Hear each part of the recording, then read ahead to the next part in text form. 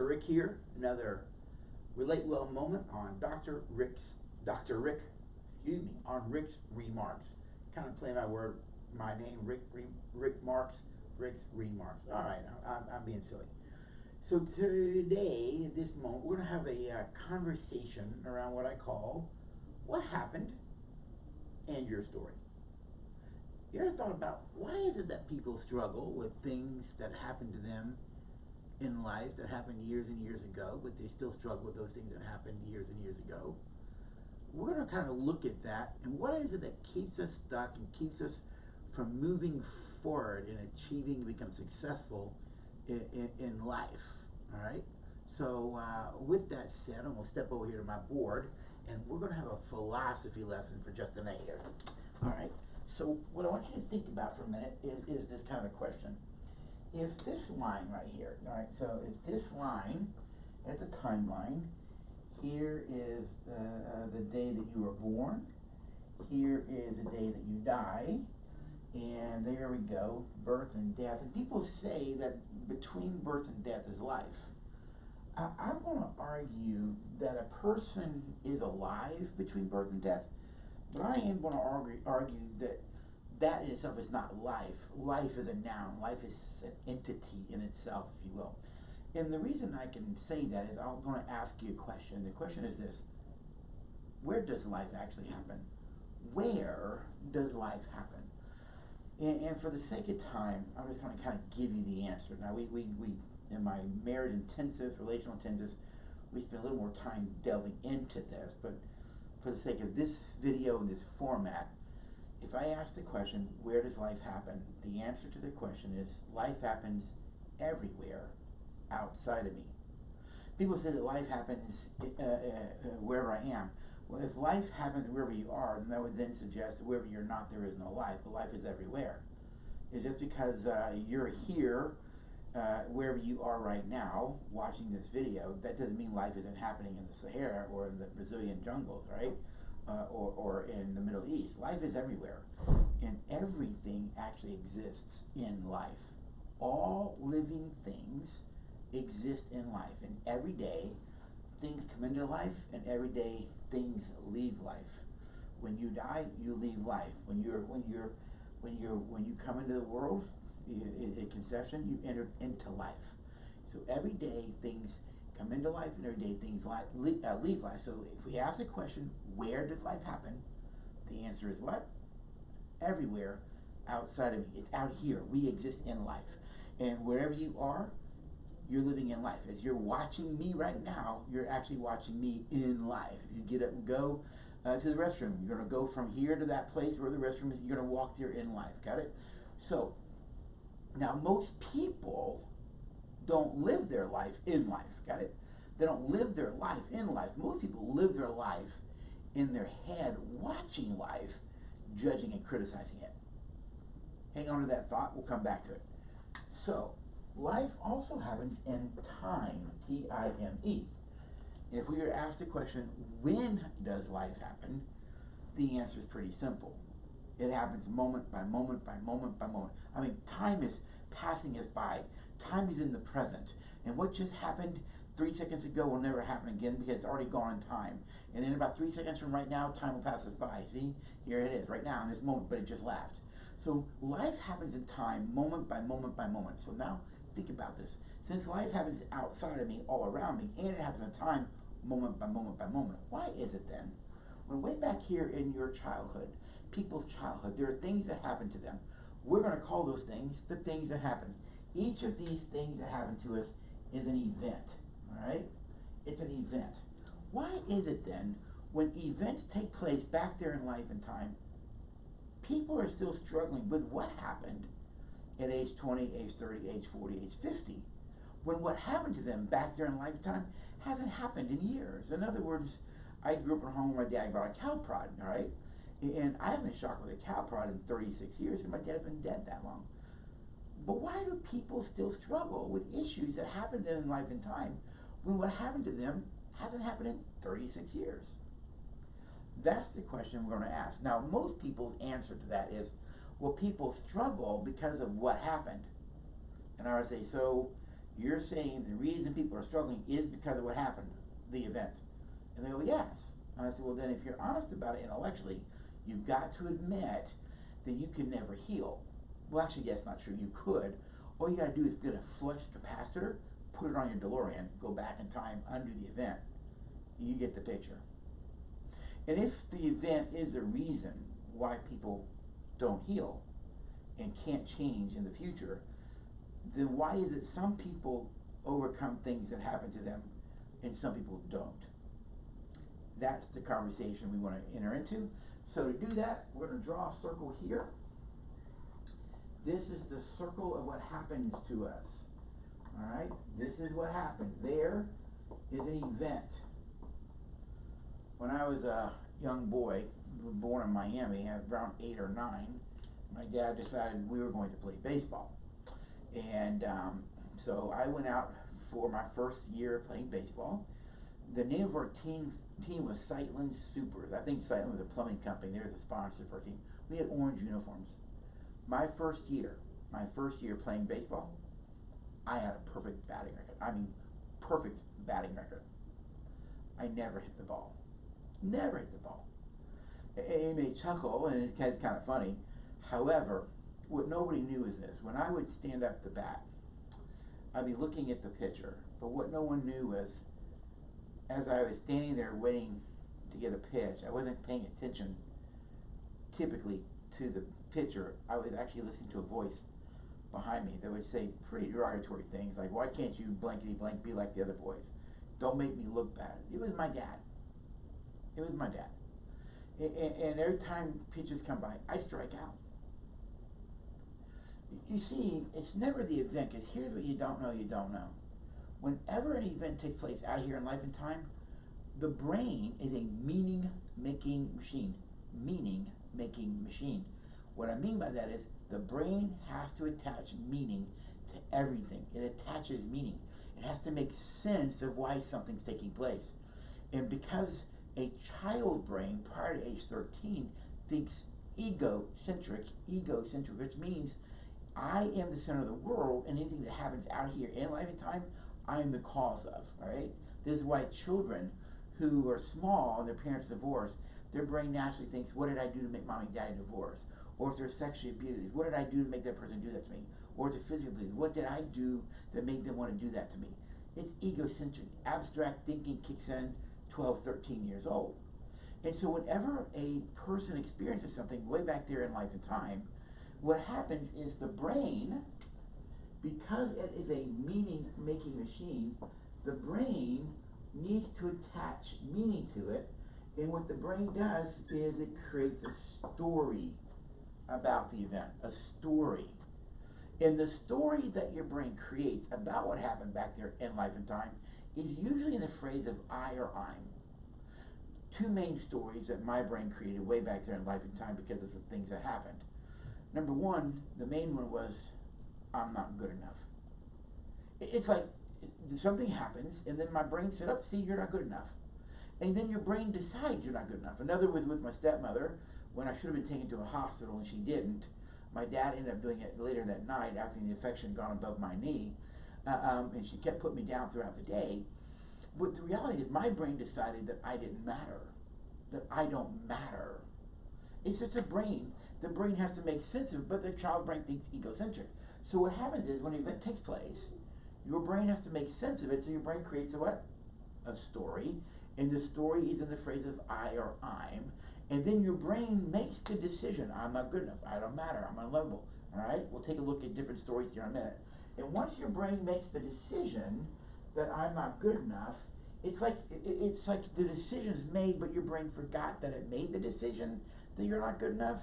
And then what happens is you end up going through life over time. You go through life over time, and as you go through life over time, you're experiencing more what? More events. So what is your brain doing? Well, over time, your brain is actually gathering evidence. Evidence for what? Evidence to prove that you're right, that you're not good enough.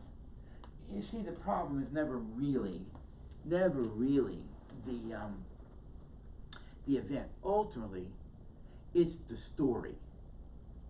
because your brain had to make sense of it. Look here, I know it may be difficult to see, but these are stories I've uncovered that people have experienced through life. I'm unlovable. I'm not good enough. I don't matter. I'm bad. I'm unworthy. I'm a failure.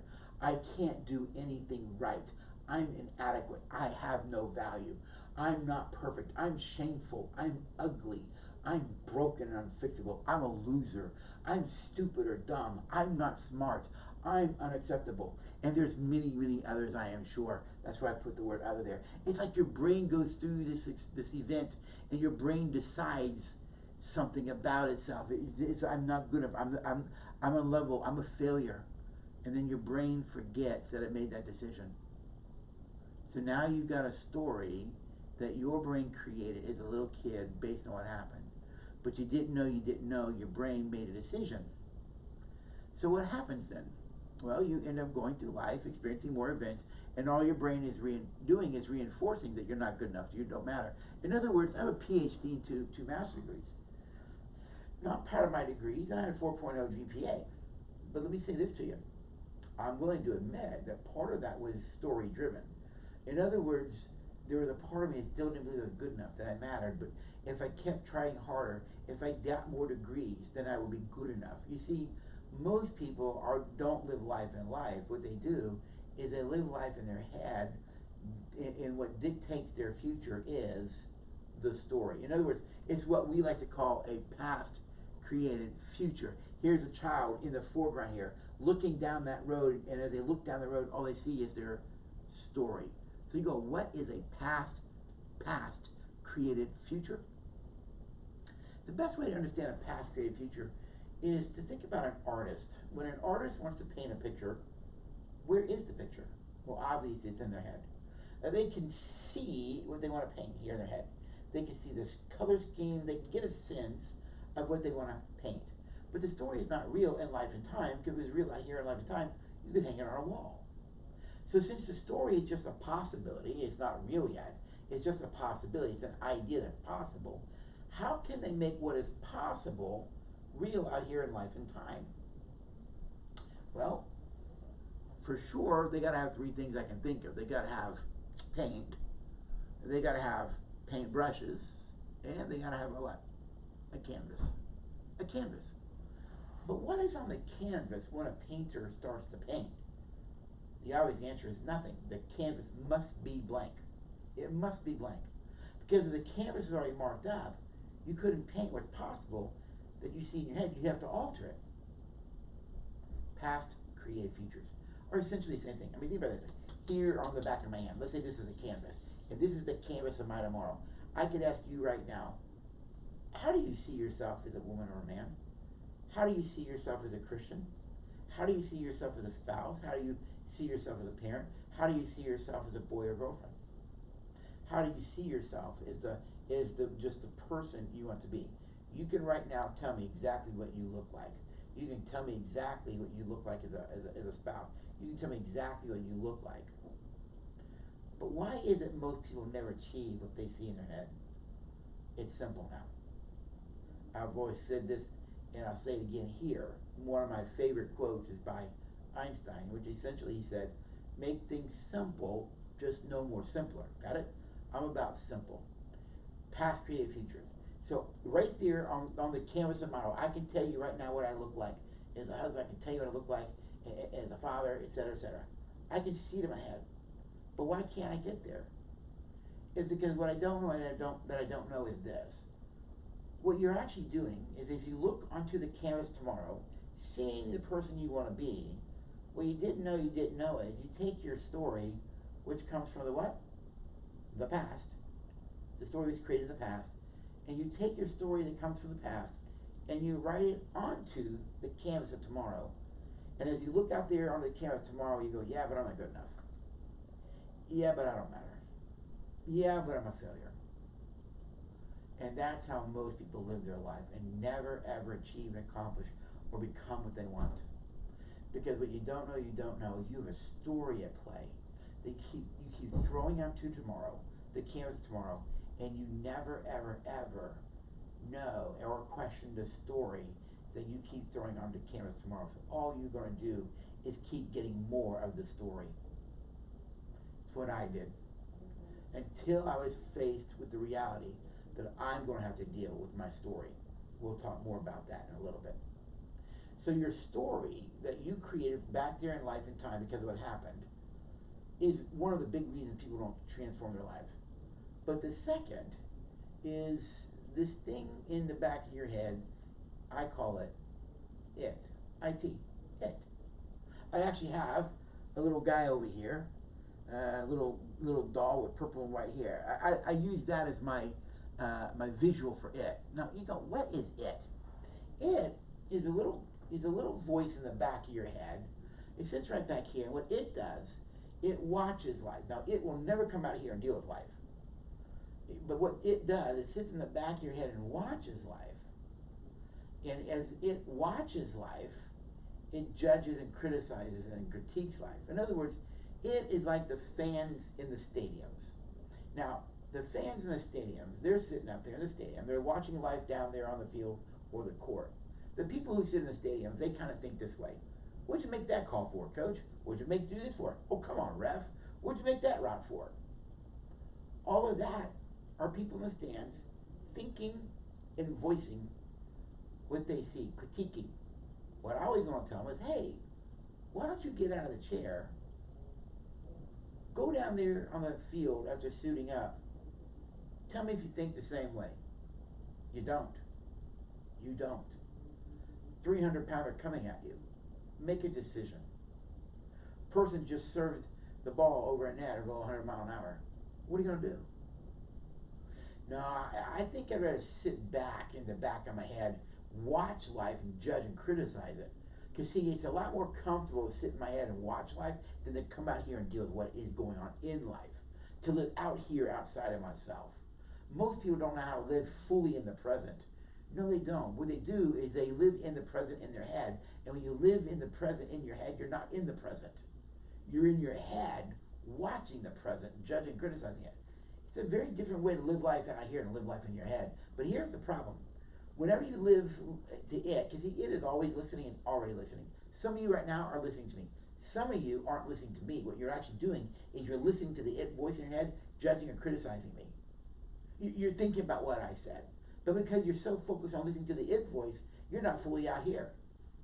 You know, one of the greatest gifts I ever got through a personal development program was to live fully present outside of myself, to be fully present out here for other people. But here's the thing.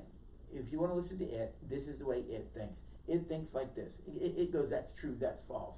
Why would you do that? How come I did this? Or how come you did that? That's good, that's bad. What's the problem? You should, you shouldn't. I trust, you distrust, or I distrust. Well, I did that in order to, or you did that in order to. I did that because, or you did that because. I'm right, you're wrong. Well, what's in it for me? Why would you do this? I agree, I disagree. That's the only way it can think. And it does it in the back of your head watching life. You know, to get outside of yourself and be out here for other people, you're going to have to learn to not honor that it voice in your head. But here's the big problem. The biggest problem about the it voice in your head is this. It only cares about two things, and two things only. Here they are. Number one, it only cares about looking good. And secondly, it's going to make sure it doesn't look bad. I'm going to look good, and I'm not going to look bad. So since I have to look good, and I'm not going to look bad, I'll blame you. I'll rationalize. I'll get defensive. Why? Because I'm not looking bad. So you got to look bad. Or I blame you so I can look good.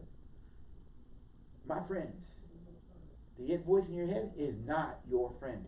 It is not your friend. But most people learn to live life listening to it. And they can never create the marriage they want, the relationships they want, or achieve. You see, I didn't realize that those two stories of mine, I don't matter. I'm not good enough. I'm inadequate. Those stories that I created back there in life and time because of what happened to me, what I did not know, they kept me from becoming successful. Because what I did know is this, whenever something took place out here in life, that event that took place out here in life got filtered through my story, and my story colored the things of what I was doing. That's why I couldn't accept some of the things she's doing as loud, because my brain took it as you don't matter. My brain took it as I'm not good enough. And I had to learn to start taking responsibility for my stories that I created back there in life and time because of what happened. And I also had to learn to quit listening to that it voice in my head and say, I'm not listening to you anymore, shut up, and come out here and deal with life in the terms of what's happening in the moment, rather than sitting in my head where it's comfortable and I can look good, but in the end, I don't know how to live in the present. And most people don't. Which is why they never, ever, ever can really create the marriage or relationship they're looking for. Because it's going to make sure you don't. Remember, it's always listening. It's already listening. And it likes to talk a lot, even when other people are talking. Are you with me? So you have to learn to not honor the it voice in the moment. And now you have to deal with your story. Now remember, the story itself comes from what happened. So we need to deal with the story issue here for a minute, and let's talk about the real problem. All right, now, here's a circle of what happened. Here's a circle of story. Remember I said whenever an event takes place, the brain automatically creates a what? A story about it. And the story is in the phrase of I or I'm, and then it makes that decision, and then you just go through life reinforcing the story. So the story is a part of the problem. We'll keep this, past, create, futures, right? But the real problem ultimately is right here in this, where the two circles connect. This is the real problem. You think, Rick, why is that the real problem? Here's why. Back there in life and time, when that event took place, and you as a kid created a story about what happened, because our brains are egocentric, our brain made one other assumption. The assumption was this, that the event and the story are in a relationship. They're in a relationship. So we'd say, Rick, do you matter? I'd say, no. Why don't you matter? Why she didn't take me to the hospital? Why wouldn't she take me to the hospital? Because I don't matter. Why are you good enough? No. Why aren't you good enough? I can't hit a baseball. Why can't you hit baseball? Because I'm not good enough. You hear it? It assumes they're locked together.